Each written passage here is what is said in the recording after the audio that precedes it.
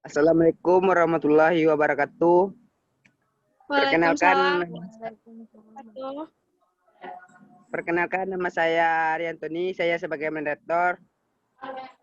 Baiklah, kami akan menampilkan debat yang judulnya DIM, yaitu Daerah Istimewa Minangkabau.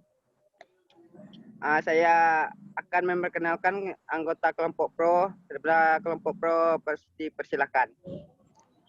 Baiklah, saya anggota dari kelompok pro, Elvira Yuliani, NIM 1813030090 sebagai pembicara 1.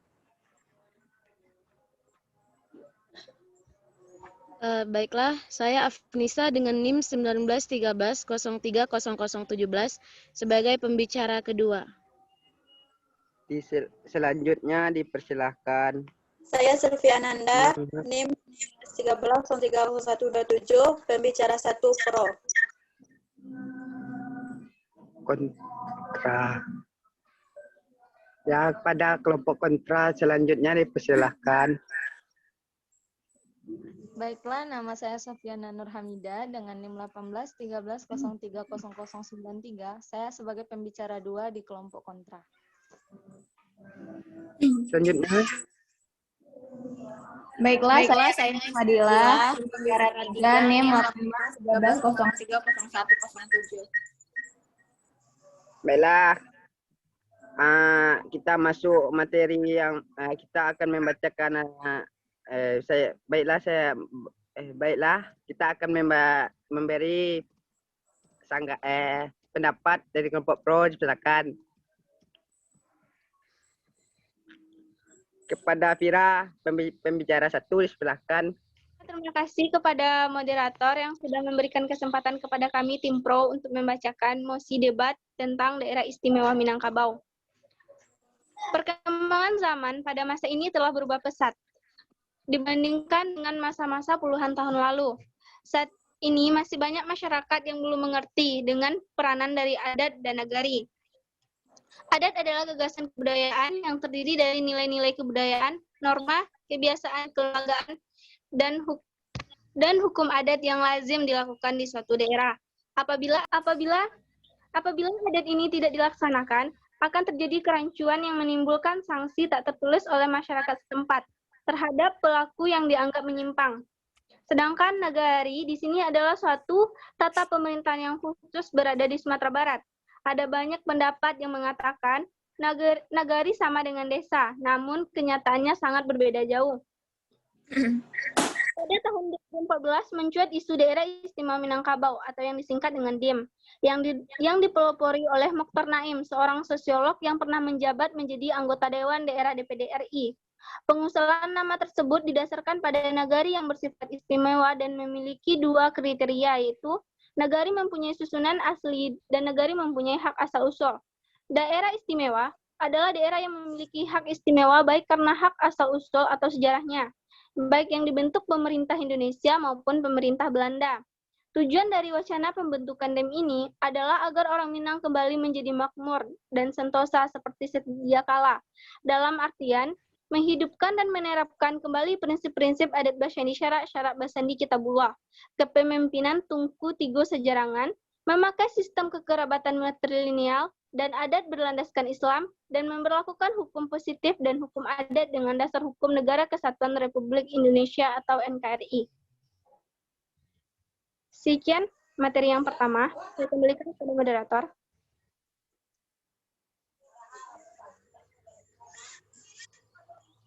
Terus kepada tim kontra dipersilakan. Pembaca pertama yaitu Sylvia.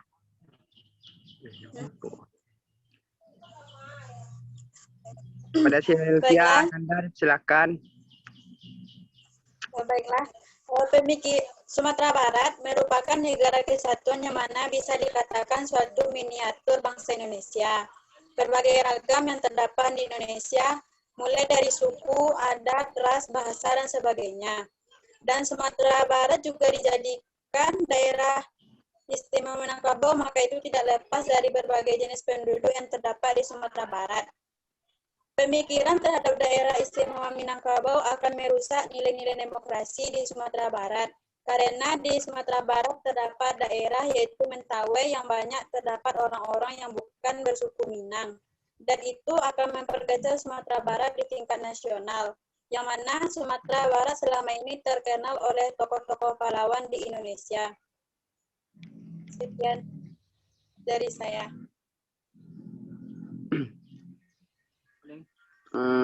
Terima kasih kepada Sylvia Nanda tamusinya. Terus kepada pembaca kelompok pro kedua dipersilahkan untuk membaca mosinya.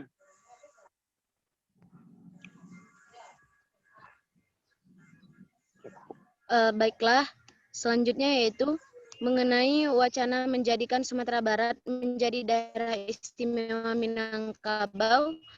Menurut tim kami pro, yaitu sejalan dengan pasal 18D 18B ayat 1 Undang-Undang Dasar 1945 dengan bunyi negara mengakui dasus atau bersifat istimewa yang diatur dalam undang-undang.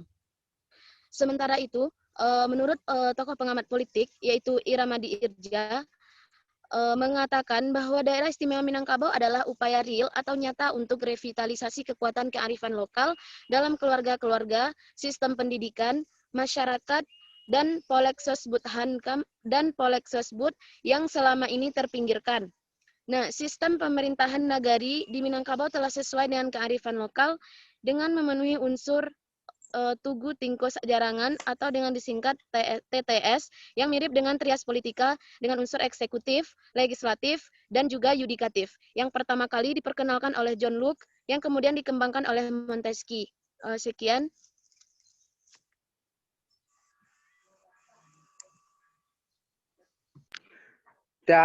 Terima kasih kepada Misa yang telah membaca mosinya, yaitu selanjutnya kepada kelompok kontra yang pembaca kedua dipersilakan. Baik, saya Sofiana Nurhamidah di sini selaku kelompok kontra yang akan membacakan materi kedua. Mungkin di satu sisi yang dibilang oleh saudari Afnisa untuk menjadikan daerah istimewa Minangkabau itu benar.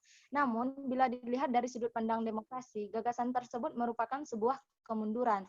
Bagaimana tidak, Indonesia memiliki banyak tokoh nasional yang sebagian besar berasal dari Sumatera Barat, seperti Muhammad Hatta sebagai salah satu seorang founding father Indonesia, Muhammad Yamin, serta Sultan Syahrir, Tan Malaka, dan sebagaimana lainnya. Nah, mereka tidak pernah berpikir untuk menjadikan Sumatera Barat sebagai daerah istimewa sebelumnya, sebagaimana daerah istimewa Yogyakarta dan Aceh. Faktor kesejarahan dan keunggulan budaya yang dimiliki Minangkabau, bagi mereka tidak serta-merta menjadikan Sumatera Barat sebagai daerah istimewa yang menghadirkan eksklusivisme di kalangan masyarakat dan elitnya. Nah, justru sejarah dan keunggulan budaya tersebut dihimpun menjadi kekuatan untuk membangun Indonesia, bukan hanya untuk menjadikan daerah istimewa Minangkabau. Sekian dari saya kembalikan kepada moderator. Terima kasih kepada Sophia telah membaca hasil mosinya. Selanjutnya kepada pembaca ketiga dari kelompok pro, dipersilakan untuk membaca hasil mosinya. Baiklah, saya Dita Febrianti akan melanjutkan wacana yang ketiga.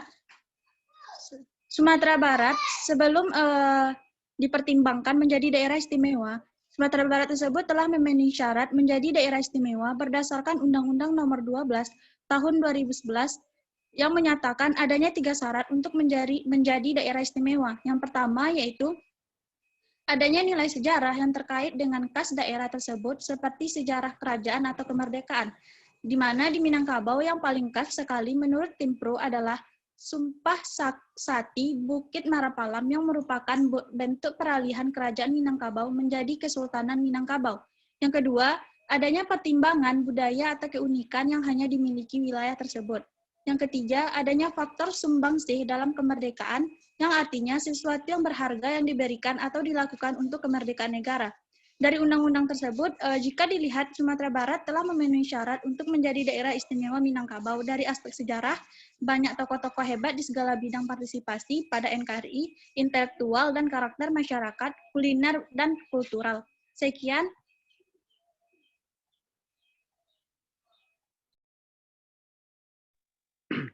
Ya, terima kasih kepada Saudari Dita untuk membaca hasil mosinya. Kepada pembaca ketiga, tim kontra dipersilakan untuk membaca hasil mosinya. Baiklah, saya pembicara 3 tim kontra.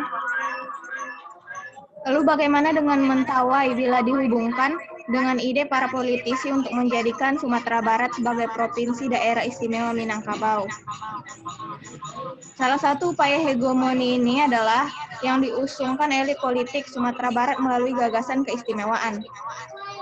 Bagi orang Mentawai, ide tersebut sama persis dengan proses awal pembuatan Perda nomor 9 tahun 2000 tentang pemerintahan nagari di Sumatera Barat sebagai bentuk pemerintahan terendah pengganti desa di Sumatera Barat, di mana Mentawai termasuk di dalamnya. Walau pada akhirnya perda tersebut tidak berlaku untuk Kepulauan Mentawai karena muncul penolakan dan perlawanan dari orang Mentawai atas kebijakan tersebut sebagai salah satu bentuk counter hegemonis orang Mentawai kepada Provinsi Sumatera Barat. Gagasan menjadikan Sumatera Barat sebagai Provinsi Daerah Istimewa Minangkabau merupakan sebuah bentuk gagasan sempit.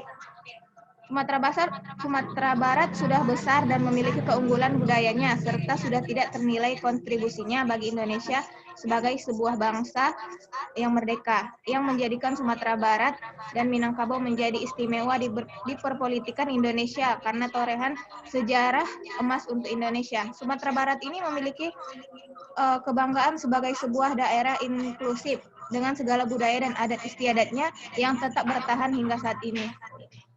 Baik, terima kasih. Instruksi moderator.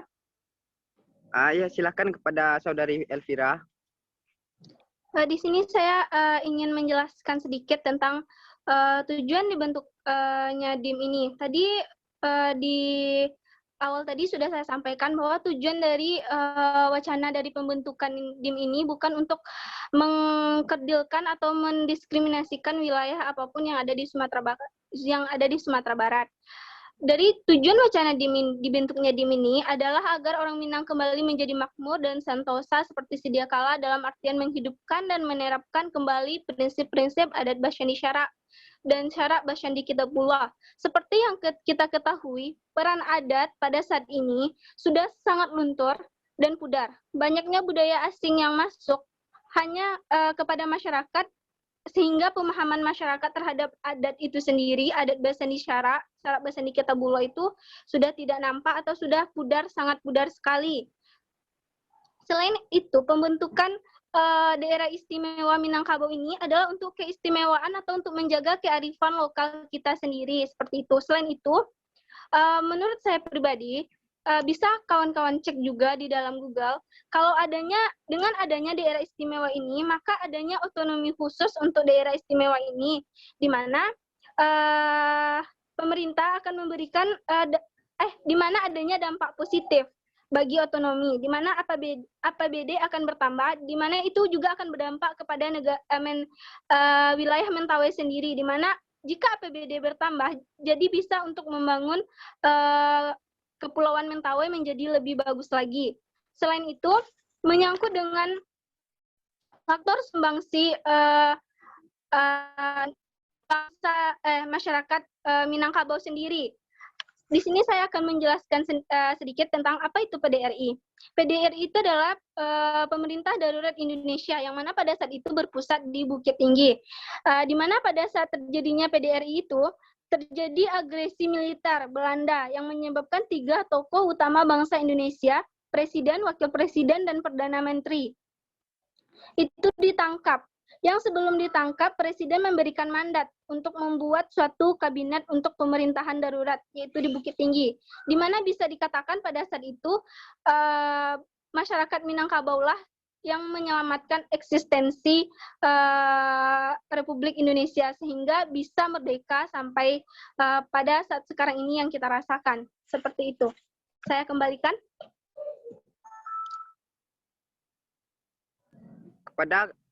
Terima kasih kepada saudari Elvira. Kepada peserta anggota lainnya, apakah ada pertanyaan atau sanggahan yang lain? Izin instruksi moderator. Nah, dipersilakan pada saudari Sofia. Baik saudari Elvira, sebelumnya mungkin saudari mengatakan DIM itu baik dari segi yang lain. Tapi dari segi yang lain, kita harus mengetahui juga bahwa orang-orang Mentawai menilai ide tersebut sama persis dengan proses awal pembuatan Perda nomor 9 tahun 2000 tentang pemerintahan Nagari Sumatera Barat.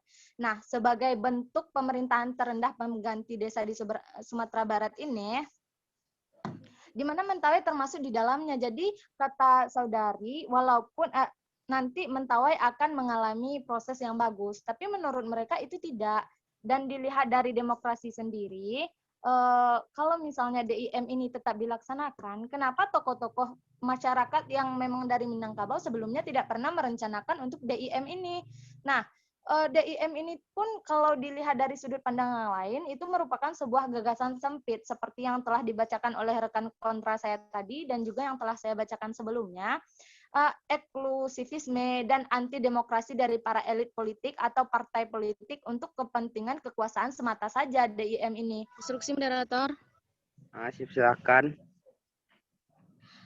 Baiklah, jadi saya di sini berpendapat kurang setuju dengan hal tersebut dan menyatakan bahwa nanti akan mempersempit atau pernyataan daerah Minangkabau itu adalah suatu pernyataan yang sempit gitu.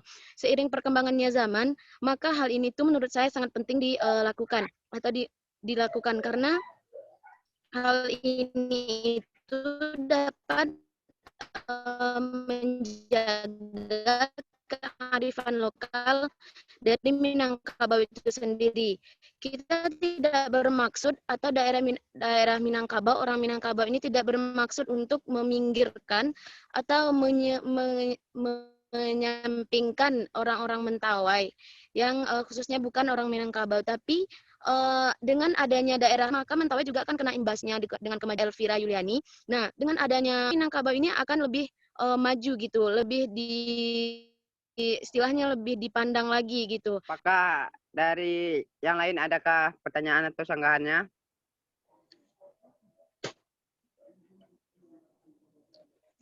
Instruksi moderator. Dipersilakan kepada Elvira. Jadi di sini saya ingin menyederhanakan kembali apa yang dari pendapat saya dan pendapat rekan saya tadi, saudari Afnisa. Di sini mungkin ada 3 pendapat alasan kenapa harus dibentuknya DIM ini. Yang pertama dari alasan filosofisnya kan adat basandi syarat basandi kitabullah tadi, di mana adat di sini sudah mulai luntur, tidak begitu kental seperti dahulu lagi kan. Jadi intinya di sini pembentukan DIM itu untuk supaya menjaga kearifan lokal dan identitas dari Minangkabau itu sendiri. Selanjutnya di dalam Undang-Undang nomor 12 tahun 2011 itu kan dinyatakan sudah ada 3 syarat dibentuknya daerah istimewa. Dan berdasarkan yang sudah juga disampaikan oleh rekan saya Dita tadi, itu Sumatera Barat sudah memenuhi 3 syarat untuk menjadi daerah istimewa. Seperti itu, seperti halnya daerah Aceh dan daerah Yogyakarta. Di mana mereka setelah menjadi daerah istimewa, mereka itu mendapat otonomi khusus, di mana otonomi khusus ini nanti akan menunjang pembangunan dari segi wilayah mereka maupun masyarakat mereka akan menjadi lebih maju, seperti itu.